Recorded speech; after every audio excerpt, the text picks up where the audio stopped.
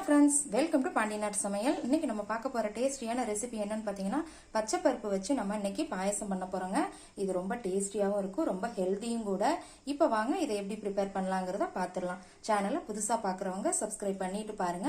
அப்படி பக்கத்தில் இருக்க பெல் ஐக்கான் பட்டனை அமைக்கிருங்க. அப்போதான் நான் போடுற புது புது வீடியோஸ் எல்லாம் உங்களுக்கு நோட்டிஃபிகேஷனில் வரும். இப்போ வரைக்கும் பாண்டிநாட்டு சமையல் சேனலுக்கு சப்போர்ட் பண்ணிட்டு இருக்க எல்லாருக்குமே ரொம்ப ரொம்ப நன்றிங்க. மேலும் மேலும் உங்கள் ஆதரவை எனக்கு கொடுத்துக்கிட்டே இருங்க. வீடியோவை அதே மாதிரி ஸ்கிப் பண்ணாம பாருங்க. இப்ப வாங்க எப்படி பண்ணலாங்கிறத பாத்துடலாம். இப்ப கேஸ்ல ஒரு குக்கர் வச்சிருக்கிறேங்க. நான் இன்னைக்கு பச்சை பயிறு நல்லா சுத்தம் பண்ணிட்டு தண்ணியில நல்லா கழுவிட்டு இப்ப இதை நம்ம ரோஸ்ட் பண்ணிக்க போறோம். அரை கப்பு பச்சை பயிறு எடுத்துக்கிறோங்க. இன்னைக்கு இதை நல்லா வறுத்துக்கலாங்க.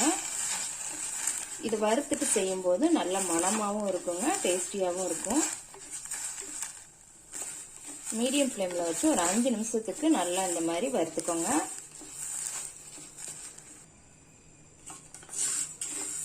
பாருங்க, இப்போ ஒரு 5 நிமிஷம் ஆயிடுச்சுங்க. பச்சை பயிறு வறுபட உங்களுக்கு நல்ல ஒரு மணம் வருங்க.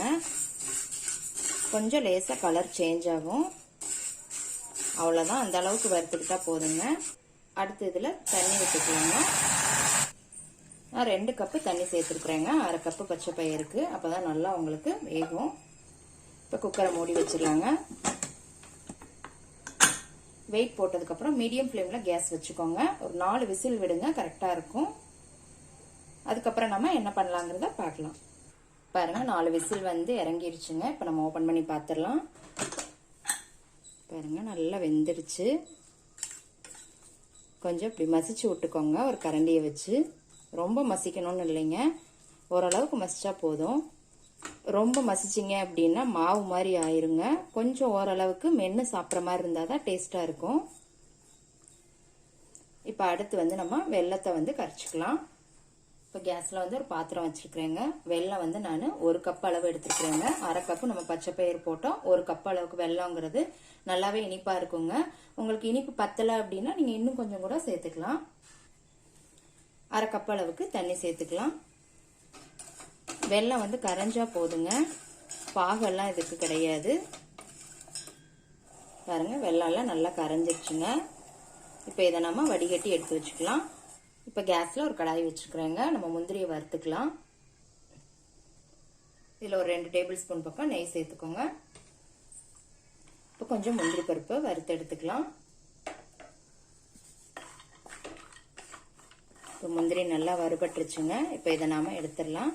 அடுத்து இந்த நெய்யிலேயே நம்ம தேங்காயும் வறுத்துக்கலாம். தேங்காயை துருவி போடாம இந்த மாதிரி சின்ன சின்ன பீசஸா கட் பண்ணி போடுங்க. கடிச்சு சாப்பிட்றதுக்கு அப்ப டேஸ்டா இருக்கும். இப்போ இதையும் இந்த நெய்யிலேயே நல்லா வறுத்துக்கலாம். தேங்காயுமே இப்போ நல்லா வறுபட்டுருச்சுங்க. இப்போ இதை ஒரு பிளேட்ல மாத்திடலாம். இப்போ அதே கடாயிலேயே நம்ம வேக வச்ச பச்சை பயிறு இதுல சேர்த்துக்கலாம்.